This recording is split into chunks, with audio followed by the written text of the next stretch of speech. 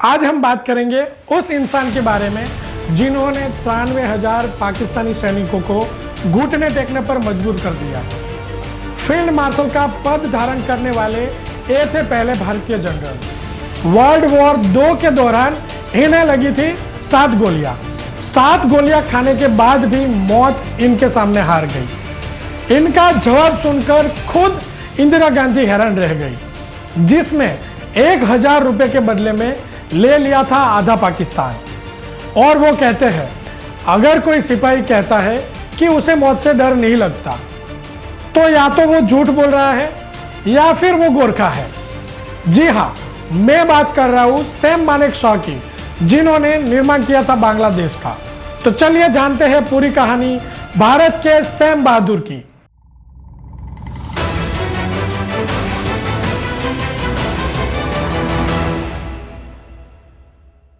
मैं हूं Mahesh बावलिया, fuel your dream channel में आपका स्वागत है। सैम मानेकशॉ का पूरा नाम सैम हरमुज़जी फ्रमजी जमशेदजी मानेकशॉ था। इनका जन्म 3 अप्रैल 1914 में एक पारसी परिवार में हुआ था। उनके पिता का नाम हरमुज़जी मानेकशॉ था, जो पेशे से एक डॉक्टर थे। उनकी माता का नाम हीराबाई मानेकशॉ था, जो हाउसवाइफ थे। सैम बहादुर के 3 भाई और 2 बहनें थी, जिसमें से सबसे पहले उनके बड़े भाई फली, फिर जैन, फिर बड़ी बहन शीला, फिर शेरू, फिर सैम बहादुर और फिर उनके छोटे भाई जेमी थे। उनकी शुरुआती शिक्षा अमृतसर और शेरवुड कॉलेज नैनीताल में हुई थी। अमृतसर में पले सैम पापा की तरह डॉक्टर बनना चाहते थे। इसके लिए वो लंदन जाना चाहते थे, क्योंकि उनके 2 भाई पहले से ही वहां इंजीनियरिंग की पढ़ाई कर रहे थे। पापा ने कहा, तुम अभी छोटे हो। इस बात से गुस्सा होकर सैम ने इंडियन मिलिट्री में शामिल होने के लिए फॉर्म भरा। फिर उन्होंने बहुत मेहनत की और सिलेक्ट हो गए, जिसके बाद सैम मानेकशॉ भारतीय सेना के पहले 5 स्टार जनरल और पहले ऑफिसर जिन्होंने फील्ड मार्शल की रैंक पर प्रमोट किया गया। गोरखा रेजिमेंट से आने वाले सैम मानेकशॉ इंडियन आर्मी के 8वें चीफ थे। सेना अध्यक्ष की हैसियत से मानेकशॉ ने एक बार जुलाई 1969 में 8 गोरखा राइफल्स की एक बटालियन का दौरा किया। तब मानेकशॉ ने एक अर्दली से पूछा, क्या वो अपने मुखिया का नाम जानता है? अर्दली ने मानेकशॉ से कहा कि हाँ, वो जानता है। फिर मानेकशॉ ने उससे पूछा कि बताओ क्या नाम है? तो उसने कहा सैम बहादुर, और फिर यहीं से मानेकशॉ का उपनाम बन गया सैम बहादुर। सैम मानेकशॉ ने अपने 40 साल के सैन्य करियर में लगभग 5 बड़े युद्ध किए। 1939 में वर्ल्ड वॉर 2, 1947 में पार्टीशन वॉर, 1962 में साइनो इंडिया, 1965 में वॉर इंडिया, 1971 में पाकिस्तान वॉर ऑफ इंडिया। इस पाकिस्तान और बांग्लादेश को जन्म देने वाले भी सैम मानेकशॉ ही थे। अपने पूरे सैन्य करियर में सैम मानेकशॉ ने कई कठिनाई का सामना किया। छोटी सी उम्र में उन्हें युद्ध में शामिल होना पड़ा। द्वितीय विश्व युद्ध के दौरान सैम के शरीर में जापानीज मशीन गन की 7 गोलियां लगी थी। जब मानेकशॉ घायल हुए, तब सेना को आदेश दिया गया था कि सभी घायलों को उसी अवस्था में छोड़ दिया जाए, क्योंकि अगर उन्हें वापस लाया जाता तो पीछे हटने वाली बटालियन की गति धीमी पड़ जाती। लेकिन उनका सूबेदार शेर सिंह उन्हें अपने कंधे पर उठाकर पीछे लाया। सैम की हालत इतनी खराब थी कि डॉक्टर ने उन पर अपना समय बर्बाद करना योग्य नहीं समझा।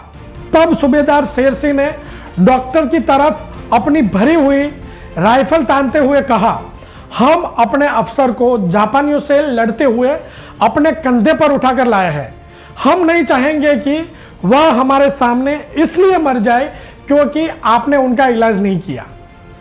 आप उनका इलाज करिए, नहीं तो मैं आप पर गोली चला दूंगा। डॉक्टरों ने झिझकते हुए उनके शरीर से गोलियां निकाली और उनकी आंत का क्षतिग्रस्त हिस्सा काट दिया। आश्चर्यजनक रूप से सैम बच गए। फिर डॉक्टर ने सैम मानेकशॉ से पूछा, क्या हुआ था तुमको? तब मानेकशॉ ने कहा, कुछ नहीं, बस गधे ने लात मार दी थी। पहले उन्हें म्यांमार के मांडले ले जाया गया, फिर रंगून और फिर वापस भारत। साल 1946 में लेफ्टिनेंट कर्नल सैम मानेकशॉ को सेना मुख्यालय दिल्ली में तैनात किया गया। 1948 में जब वीपी मेनन कश्मीर का भारत में विलय कराने के लिए महाराजा हरि सिंह से बात करने श्रीनगर गए, तब सैम मानेकशॉ भी उनके साथ थे। और अगर आप जानना चाहते हैं कि कैसे सरदार पटेल और वीपी मेनन ने पूरे भारत को एक किया, उसके लिए भी हमने एक वीडियो बनाया है जो आपको यहाँ पे आई बटन पे मिल जाएगा, क्लिक करके आप उसे देख सकते हैं। 1962 में चीन से युद्ध हारने के बाद सैम को बीजी कॉल के स्थान पर चौथी कोर की कमान दी गई। पद संभालते ही सैम ने सीमा पर तैनात सैनिकों को संबोधित करते हुए कहा था, आज के बाद आप में से कोई भी तब तक पीछे नहीं हटेगा जब तक आपको इसके लिए लिखित में आदेश नहीं मिलते, और ध्यान रखिए यह आदेश आपको कभी भी नहीं दिया जाएगा।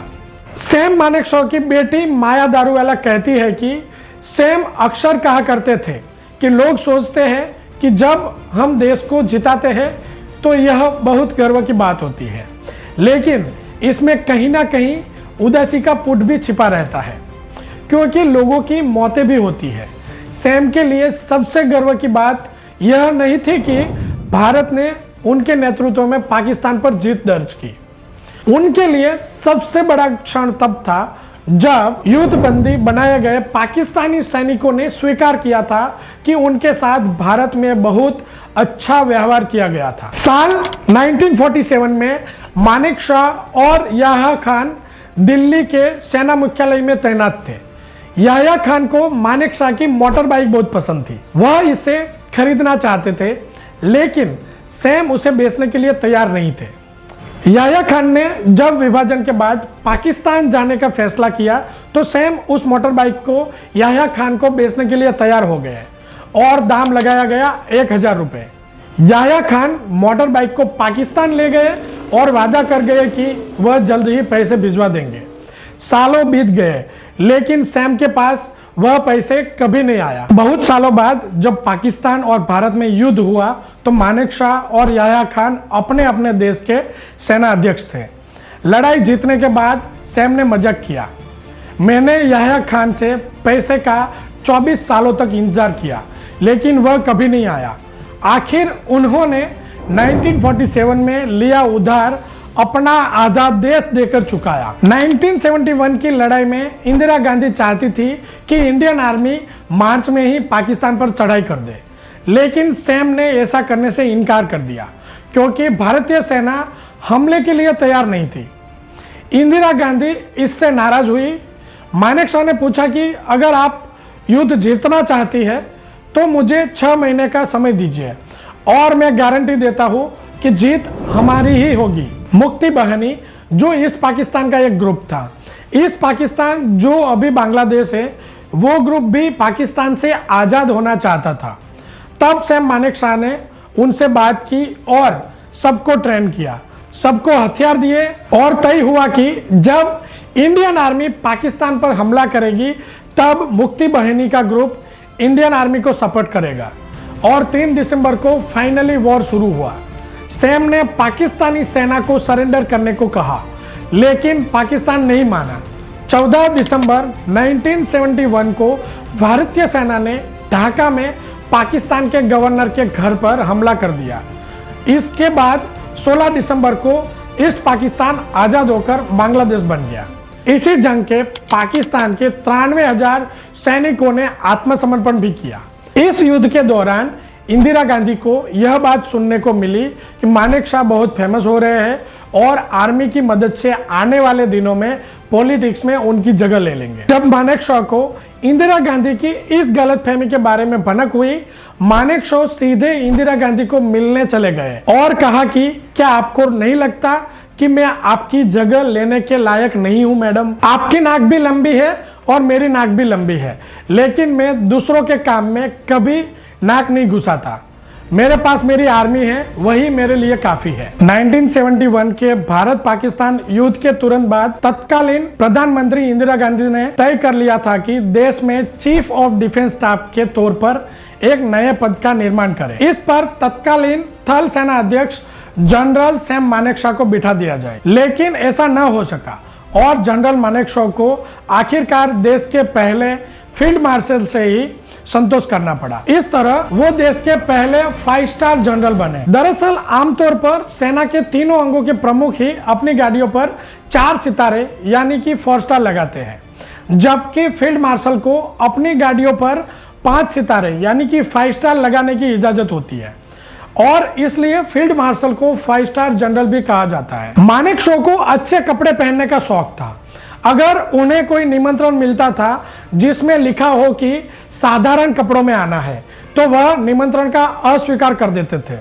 उनके दोस्त दीपेंद्र सिंह ने याद करते हुए बताया, एक बार मैं यह सोचकर सैम के घर सफारी सूट पहनकर चला गया कि वह घर पर नहीं है और मैं थोड़ी देर में श्रीमती मानेकशॉ से मिलकर वापस आ जाऊंगा, लेकिन वहां अचानक सैम पहुंच गए।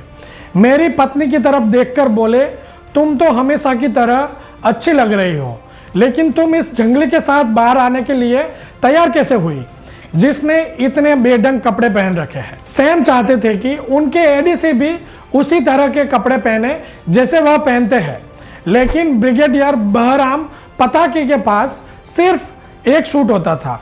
एक बार जब सैम पूर्वी सेना के प्रमुख थे, उन्होंने अपनी कार मंगाई और एडीसी बहराम को अपने साथ बैठाकर पार्क स्ट्रीट के बॉम्बे डाइंग शोरूम में चलने के लिए कहा। यहाँ ब्रिगेडियर बहराम ने उन्हें एक ब्लेजर और ट्वीड का कपड़ा खरीदने में मदद की। सैम ने बिल दिया और घर पहुंचते ही कपड़ों का वह पैकेट एडीसी बहराम को पकड़ाकर कहा, इनमें से अपने लिए 2 कोट सिलवा लो, क्योंकि सैम चाहते थे कि उनके एडीसी भी उसी तरह के कपड़े पहने जैसे वह पहनते हैं। इंदिरा गांधी के साथ मानेकशॉ के निसंकोच बात करने के कई किस्से मशहूर हैं। अप्रैल 1971 में इंदिरा गांधी ने मानेकशॉ से पूछा कि क्या सेना पाकिस्तान पर हमला करने के लिए तैयार है, जिस पर सैम ने कहा कि बेवक्त हमले से हार होगी। जिसके बाद मानेकशॉ ने इंदिरा गांधी से युद्ध के लिए कुछ महीनों का समय मांगा। दिसंबर 1971 में युद्ध की पूर्व संध्या पर इंदिरा गांधी ने सैम से पूछा कि क्या वह तैयार है। सैम ने जवाब दिया, मैं हमेशा तैयार हूं स्वीटी। देश के प्रति उनके अनुकरणीय योगदान के लिए उन्हें 1968 में पद्म भूषण और 1972 में पद्म विभूषण से सम्मानित किया गया था। जनवरी 1973 में उनकी सेवानिवृत्ति के समय उन्हें फील्ड मार्शल के पद से सम्मानित किया गया, जिसके बाद सैम मानेकशॉ भारतीय सेना के सर्वोच्च पद से सम्मानित होने वाले स्वतंत्र भारत के पहले सेना अधिकारी बने। सैम के एडीसी ब्रिगेडियर बहराम पताकी की किताब Sam Manekshaw the man and his times में लिखते हैं, सैम ने इंदिरा गांधी से कहा था कि आप ऑपरेशन रूम में नहीं घुस सकते क्योंकि आपने गोपनीयता की शपथ नहीं ली है। इंदिरा गांधी को तब यह बात बुरी लगी थी, लेकिन सौभाग्य से इंदिरा गांधी और मानेकशॉ के रिश्ते में इसकी वजह से खराब नहीं हुई। मेजर जनरल वीके सिंह कहते हैं, एक बार इंदिरा गांधी जब विदेश यात्रा से लौटी तो मानेकशॉ उन्हें रिसीव करने के लिए पालम हवाई अड्डे गए। इंदिरा गांधी को देखते ही उन्होंने कहा, आपका हेयर स्टाइल जबरदस्त लग रहा है। इस पर इंदिरा गांधी मुस्कुराई और बोली, और किसी ने तो इसे नोटिस नहीं किया। एक बार युगांडा के सेना अध्यक्ष इदी अमीन भारत के दौरे पर आए। उस समय तक वो युगांडा के राष्ट्रपति नहीं बने थे। उनकी यात्रा के आखिरी दिन अशोक होटल में सैम मानेकशॉ ने उनके सम्मान में भोज दिया, जहां उन्होंने कहा कि उन्हें भारतीय सेना की वर्दी बहुत पसंद आई है और वो अपने साथ अपने नाप की 12 वर्दियां युगांडा ले जाना चाहते हैं। सैम के आदेश पर रातों रात कनॉट पैलेस की मशहूर दर्जी की दुकान एडीज खुलवाई गई और करीब 12 दर्जियों ने रात भर जागकर इदी अमीन के लिए वर्दियां सिली और सैम मानेकशॉ ने इदी अमीन को युगांडा जाने से पहले 12 वर्दियों को गिफ्ट के रूप में उन्हें दिया। 27 जून 2008 को तमिलनाडु के वेलिंगटन के सैन्य अस्पताल में सैम मानेकशॉ की मृत्यु हो गई। उनकी मृत्यु के कुछ दिन पहले भारत के पूर्व राष्ट्रपति डॉक्टर एपीजे अब्दुल कलाम उनसे मिलने सैन्य अस्पताल गए थे, जहां सैम भर्ती थे।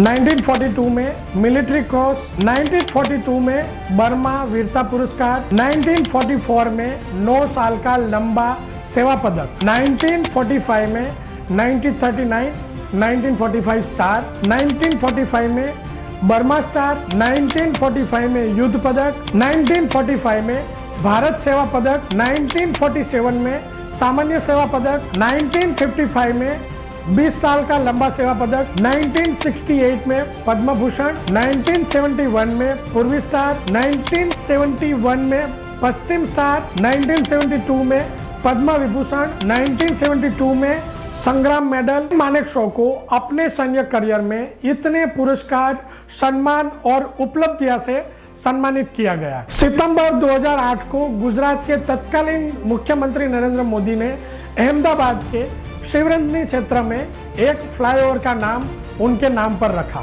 16 दिसंबर 2008 को मानेकशॉ को उनके फील्ड मार्शल की वर्दी में चित्रित करते हुए एक डाक टिकट भारत की पूर्व राष्ट्रपति प्रतिभा पाटिल द्वारा जारी किया गया था। 27 अक्टूबर 2009 को इन्फेंट्री दिवस पर पुणे छावनी के मुख्यालय के पास सैम मानेकशॉ की प्रतिमा का अनावरण किया गया। 3 अप्रैल 2014 को सैम मानेकशॉ की 100वीं जन्म जयंती पर पूर्व सेना प्रमुख जनरल विक्रम सिंह ने नई दिल्ली के मानेकशॉ ऑडिटोरियम में उनकी प्रतिमा का अनावरण किया। जनरल विक्रम सिंह ने मानेकशॉ को 1971 में बांग्लादेश के रूप में 13 दिनों में ग्लोब के ऊपर एक देश बनाने का श्रेय भी दिया। तो ये थी भारत के जाबाज सैम बहादुर की कहानी। अगर आपको ये वीडियो पसंद आया है तो इस वीडियो को लाइक करें, अपने फ्रेंड्स और फैमिली के साथ शेयर करें और इस चैनल फ्यूल योर ड्रीम को सब्सक्राइब करें। फ्रेंड्स, हम मिलते हैं अगले वीडियो में किसी नए टॉपिक के साथ। तब तक आप अपना और अपने फैमिली का ध्यान रखिए। जय हिंद, जय भारत।